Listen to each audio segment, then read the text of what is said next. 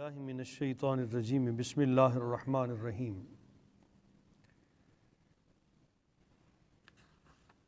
یا ایہا النبی اذا طلقتم النساء فطلقوہن لعدتہن واحصوا العدة واتقوا اللہ ربکم لا تخرجوہن من بیوتہن ولا یخرجن الا ان یأتین بفاحشۃ مبینہ وَتِلْكَ حُدُودُ اللَّهِ وَمَنْ يَتَعَدَّ حُدُودَ اللَّهِ فَقَدْ ظَلَمَ نَفْسَهُ لَا تَدْرِي لَعَلَّ اللَّهَ يُحْدِثُ بَعْدَ ذَلِكَ أَمْرًا صدق اللہ مولانا العظیم وصلوا علی الحبیب اللہم صل علی سیدنا و مولانا محمد وآلہ وصحبہ وعترتہ اجمعین۔ آج ہم سورہ الطلاق پارہ نمبر 28 سورت نمبر 65 ہے، اس کو شروع کر رہے ہیں۔ اس سورہ پاک میں طلاق کے مسائل بیان کیے گئے ہیں، اسی لیے اس کا نام الطلاق تجویز ہوا۔ اس میں 2 رکوع ہیں، 12 آیتیں ہیں، 249 کلمات ہیں، 1060 حروف پر یہ سورہ پاک مشتمل ہے۔ ساری کی ساری سورہ پاک سورہ بقرہ کے بعد مدینہ طیبہ میں نازل ہوئی۔ عہد جاہلیت کا عرب معاشرہ از اول تا آخر بگڑ چکا تھا۔ ان میں بڑی عجیب لغو قسم کی رسمیں تھیں۔ ایک آدمی شادی کرتا، اپنی بیوی کو کئی بار طلاق دے دیتا، پھر جب عدت پوری ہونے لگتی اسے دوبارہ رجوع کر لیتا۔ یوں عورت بیچاری مرد کی تذلیل کا نشانہ بنتی اور لٹکی رہتی۔ اگر وہ چھٹکارا حاصل کرنا بھی چاہتی تو اس کے لیے ممکن نہ ہوتا۔ قرآن عظیم میں اللہ کریم نے سورہ بقرہ شریف میں بھی طلاق کے احکامات ذکر فرمائے پہلے، اور اس کے بعد پھر جو باقیہ احکام تھے ان کو سورۃ الطلاق میں بیان کیا۔ سورہ بقرہ کی آیت نمبر 229، 228، 230 اور 234 میں اللہ تعالیٰ نے عورت کے طلاق دینے کے طریقے، طلاق کتنی ہونی چاہیے، طلاق مغلظہ کی صورت میں دوبارہ نکاح کا حکم کیا ہے، اس صورت کی 2 آیتوں میں اللہ تعالیٰ نے اس کو بیان کیا۔ پھر عورت کے طلاق کی عدت، وفات، خامند کی وفات کی شکل میں اس کو بھی سورہ بقرہ میں بیان کر دیا۔ عائلی زندگی کے متعلق ایک حکم سورۃ الاحزاب کی آیت نمبر 49 میں بیان کیا گیا، لیکن عائلی زندگی کے متعلق کئی ایسے مسائل رہ گئے تھے جو جوابات جن کے مطلوب تھے، کئی دیگر احکامات کے بارے میں وضاحت ضرورت تھی۔ اللہ تعالیٰ نے اپنی منشا کے مطابق اس خلا کو پر کرنے کے لیے یہ پوری سورۃ الطلاق کی شکل میں ان احکام کے لیے نازل فرمائی۔ نیز طلاق جس کی اجازت اسلام نے صرف ناگزیر حالات میں، مجبوری کی شکل میں، میاں بیوی کے مل کر رہنے کا جب کوئی امکان نہ رہ جائے، ابغض الحلال کی شکل میں دی تھی۔ اس کے لیے ایسی پابندیاں بھی لگا دی گئیں کہ اس کو پیش نظر رکھا جائے تو طلاق کا وقوع بہت کم ہو جائے، تاکہ کم سے کم طلاق ہو۔ پہلے اس متعلقہ مدخولہ کی عدت بیان کی گئی تھی جسے حیض آتا ہو۔ اس سورہ پاک میں ان مدخولہ عورتوں کی عدت بیان کی جا رہی ہے جنہیں حیض آنا ابھی شروع نہیں ہوا، یا وہ ہیں جو عمر کے اس حصے کو پہنچ چکی ہیں کہ ان کا حیض ختم ہو چکا ہے۔ حاملہ عورت کو اگر خاوند طلاق دے دے یا اس کا خاوند فوت ہو جائے تو اسے کتنی عدت گزارنی چاہیے، اس مسئلہ کو اس سورہ پاک کے پہلے رکوع میں بیان کر دیا گیا۔ متعلقہ جب عدت گزار رہی ہو تو اس کی سکونت، نان نفقے کی ذمہ داری وہ کس پر عائد ہوتی ہے؟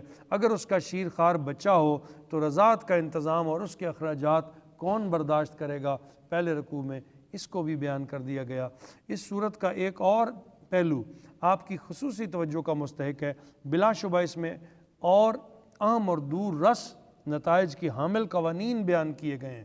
اس کے باوجود قرآن عظیم کی انفرادیت قائم ہے کہ قرآن صرف قانون کا مجموعہ نہیں، وہ قانون کو عمل کرنے کے طریقے بھی بتاتا ہے۔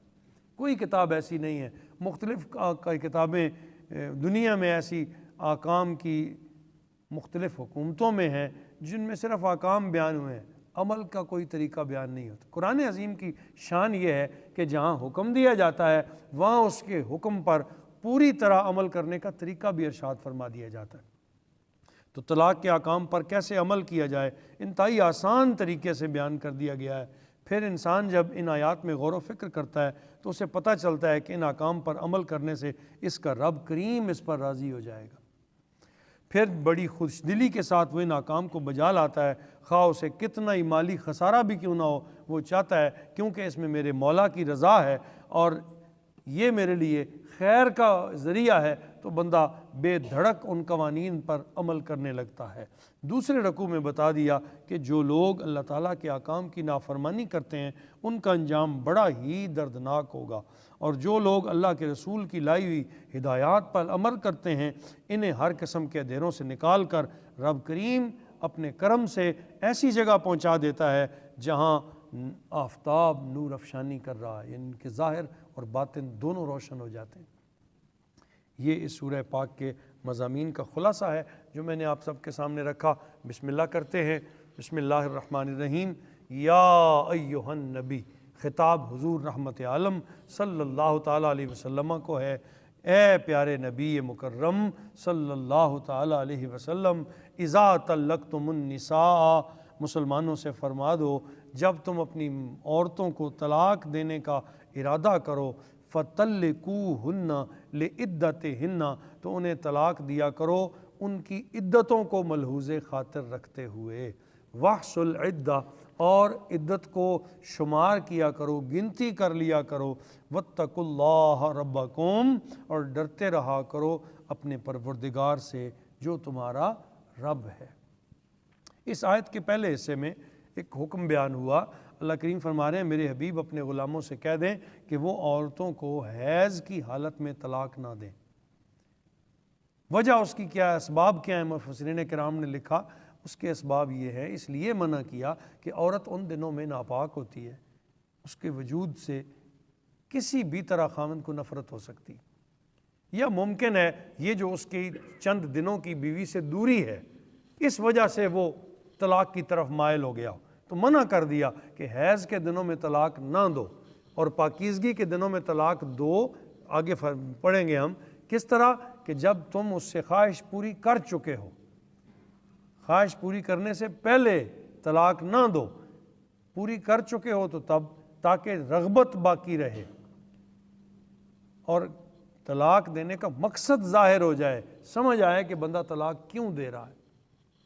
تو کہا جب انہیں طلاق دینے لگو تو عدتوں کو ملحوظ خاطر رکھو۔ حضور کے ایک صحابی جن کا نام حضرت سیدنا عبداللہ بن عمر رضی اللہ تعالیٰ عنہ، یہ سیدنا عمر کے بیٹے ہیں، انہوں نے اپنی بیوی کو حالت حیض میں طلاق دے دی۔ حضرت عمر رضی اللہ تعالیٰ عنہ نے حضور کی خدمت میں یہ واقعہ آ کر عرض کیا، حضور سخت ناراض ہوئے اور ارشاد فرمایا عبداللہ سے جا کے کہو کہ وہ اپنی اس طلاق سے رجوع کر، اس طلاق سے رجوع کرے یہاں تک کہ اس کی بیوی پاک ہو جائے، پھر وہ طہر کی حالت میں ہو، پھر اسے حیض آئے، پھر وہ پاکیزہ ہو، تب وہ اسے طلاق دے، تب وہ اسے پاکیزگی کی حالت میں طلاق دے۔ اگر کوئی بیوی طلاق دینا چاہتا ہے تو مباشرت سے پہلے طلاق دے، تو حدیث پاک کے میں اللہ سرکار دو عالم صلی اللہ علیہ وسلم نے اس حکم کی وضاحت ارشاد فرما دی۔ اس پابندی میں کئی اور حکمتیں بھی ہیں جن کے پیش نظر قرآن عظیم نے وہ راستے بند کر دیے ہیں جہاں سے کسی بھی طرح خامی یا کجی یا ٹیڑھا پن یا کمی یا نقص نظر آ سکتا تھا۔ تو فرمایا اللہ سے ڈرو اس معاملے میں اور پاکیزگی کی حالت میں طلاق دیا کرو، اور پھر اس سے عدت کو گنو، ایک طور، دوسرا طور، تیسرا طور، یعنی جو 3 ماہ عدت ہے یا 4 ماہ 10 دن دوسری شکل میں ہے یا وضع حمل ہے، اس کو تم پاکیزگی کے حساب سے گنو، بیوی کو طور سے طور، پاکیزگی سے پاکیزگی، تاکہ اس کے ماہ جو ہیں وہ پورے ہوں، اور عدت گزرنے کے بعد پھر وہ آگے نکاح کرنا چاہے تو کرے۔ پھر فرمایا لا تخرجوہن من بیوتہن۔ آپ دیکھیں معاشرے میں کیا ہو رہا ہے، اب تو اس کو میکے بھیج کے پیچھے طلاقیں بھیجی جاتی ہیں، اسلام قطعاً اس کی اجازت نہیں دیتا۔ فرمایا طلاق دو، کیسے؟ پہلے ایک طلاق، اس کو کہتے ہیں طلاق رجعی، ایک طلاق دو، اور طلاق دینے کے بعد اسے اپنے گھر سے نہ نکالو۔ لا تخرجوہن من بیوتہن، ان کو ان کے گھروں سے نہ نکالو، اپنے گھر میں ہی رہنے دو، وہ وہیں رہے، الگ رہے، وہیں رہے، پھر فرمایا وَلَا يَخْرُجْنَ إِلَّا أَن يَأْتِينَ بِفَاحِشَةٍ مُبَيِّنَةٍ، اور نہ ہی وہ خود اس گھر سے نکلیں اور کوئی ایسے بجوز اس کے کہ وہ کسی ایسی کھلی بے حیائی کا ارتکاب کر چکی ہوں کہ ان کا آپس میں رہنا ممکن نہ ہو. یعنی اگر بیوی سے کوئی ایسی غلطی ہو گئی ہو کہ خامند اسے برداشت ہی نہ کرتا ہو تو وہ ان کا سامنے رہنا مشکل ہو جاتا ہے. سوائے اس شکل کے نہ وہ بیوی خود نکلے نہ اسے اس کا خامند باہر نکالے، بلکہ وہ متعلقہ ایک طلاق والی ہونے کے باوجود اسی گھر میں رہے. فرمایا تلک حدود اللہ، یہ اللہ کی حد ہے. آپ اندازہ کر سکتے ہیں اس حکم کی اہمیت کا. ہاں، یہ اللہ کی حد ہے. آج کے معاشرے میں ایک تو طلاق کا رواج بڑھ گیا ہے بہت زیادہ، چھوٹی چھوٹی باتوں پہ عدم برداشت میں آ کے، اور پھر ظلم کی انتہا یہ ہے کہ ایک ہی منہ سے تینوں طلاقیں دے دیتے اور پھر دوڑتے ہیں مفتیان نظام کے پاس کہ وہ فتویٰ دیں، جی ہمیں کوئی راستہ بتائیں. راستہ تو تم نے خود بند کر دیا ہے. احناف کے نزدیک اگر خاوند ایک پاؤں پہ کھڑا ایک ہی مجلس میں بھی 3 طلاقیں دے دے تو تینوں واقع ہو جاتی. اور طلاق ایک ایسی چیز ہے کہ جو ہر حال میں واقع ہوتی ہے، خواہ بیوی حاملہ ہے، خواہ حاملہ نہیں ہے، خواہ آپ رغبت سے دے رہے ہیں، خواہ آپ نہ چاہتے ہوئے دے رہے ہیں. حالت میں ویسے تو ہنسی میں تو طلاق ہوتی نہیں، غصے میں، لیکن اگر ہنسی مذاق میں بھی کسی نے اپنی بیوی کو طلاق کہہ دی تو طلاق ہو جائے گی، سوائے اس کے کہ وہ انسان مفلوج تھا، ذہنی طور پہ بالکل فارغ تھا، اس کا شعور کام نہیں کر رہا تھا، تب طلاق واقع نہیں ہوگی، ورنہ ہر حال میں طلاق واقع ہو جاتی. تو کہا پہلے ایک طلاق دو، پھر ایک پاکیزگی گزرنے دو، پھر دوسرے ماہ میں دوسری طلاق دو اگر ضرورت پڑے. اور دوسری طلاق دینے سے تمہاری بیوی فارغ ہو جائے گی، پھر اسے عزت کے ساتھ کپڑوں کا جوڑا دے کر رخصت کرو. وَأُسَرِّحْكُنَّ سِرَاحًا جَمِيلًا کے لفظ آتے ہیں، اس کو بڑے اچھے آسن طریقے کے ساتھ رخصت کرو تاکہ تمہارے خاندانوں کا تعلق آپس میں ختم نہ ہو. اگر کسی وجہ سے تم میاں بیوی آپس میں نباہ نہیں کر سکے تو اس طرح کا توڑ نہ کرو کہ سارے خاندان میں کبھی جوڑ نہ ہو سکے اور وہ آپس میں تناؤ کا شکار ہو کے دور دور. ہاں، یہی کچھ نہیں ہو رہا. خاندان ٹوٹ جاتے ہیں، آپس میں کبھی قبیلے ملاقات نہیں کرتے، پھر کبھی زندگی میں اکٹھے نہیں ہوتے، صرف ایک رشتے کے ٹوٹ جانے کی وجہ سے. تو کہا اگر تمہارا یہ رشتہ نہیں چل سکا، اگر تمہارا یہ جوڑ کامل نہیں رہ سکا اور تم اسے ختم کرنا چاہتے ہو تو اس شکل میں ختم کرو تاکہ بھرم اور عزتیں پھر بھی سلامت رہیں. تو اس بیوی کو بھی حکم دیا وہ اسی گھر میں رہے، خاوند کو کہا وہ اسے گھر سے نہ نکالے. تلک حدود اللہ، یہ اللہ کی حد ہے. اب اسے جو توڑے گا وہ ظاہر ہے وہ اسلام سے بھی گیا، دائرہ اسلام سے بھی خارج ہوا اور وہ اللہ کا نافرمان ٹھہرا. وَمَن يَتَعَدَّ، لفظ سنیے آگے، فرمایا وَمَن يَتَعَدَّ حدود اللہ، جو تجاوز کرتا ہے اللہ تعالیٰ کی حدوں سے، فقط ظلم نفسہ، تو اس نے اپنی جان پہ ظلم کر لیا، اس نے اپنی جان پہ ظلم کر لیا. لا تدری، تجھے کیا خبر، لعل اللہ یحدث بعد ذالک امرا، کہ اللہ تعالیٰ اس کے بعد کوئی اور بہتری کی شکل تیرے لیے پیدا کر دیتا. یہ جو روکا جا رہا ہے گھر میں، اس لیے روکا جا رہا ہے کہ ممکن ہے تو نے غصے میں طلاق کہہ دی ہو، تو کسی وجہ سے تو ہائپر تھا، پریشان حال تھا، یا بیوی کی کوئی عمل ایسا تجھے پسند نہیں آیا تھا جس پر تیری منہ سے طلاق کے لفظ نکل گئے، تم نے ایک طلاق دے دی. اس مہینے کے اندر اندر ہی تجھے اپنی غلطی کا احساس ہو جائے اور تم بغیر کسی شور کیے، باہر لوگوں کو بتائے، آپس میں واپس آ سکو. اور یہ جو طلاق رجعی ہے اس میں کسی دوسرے کو بتانے کی ضرورت نہیں ہے. بیوی خاوند کے پاس واپس آئے، خاوند اور بیوی آپس میں رجوع کر لیں، بس کافی ہے. پھر ضرورت ہے ہی تو دوسری طلاق دے دیں، اور دوسری کے بعد زندگی میں کبھی تیسری نہ دیں، اسے قائم رہنے دیں. کہ اگر 20-25 سالوں کے بعد بھی کبھی زندگی میں تم دوبارہ خواہش کرو کہ تم اس بیوی کو اپنے گھر لانا چاہو تو صرف نکاح پڑھ کے لا سکو. جب تیسری طلاق دے دی جاتی ہے تو اب کیا ہے، وہ سارے راستے بند کر دیے جاتے ہیں، پھر اس کے بعد کوئی گنجائش باقی نہیں رہتی.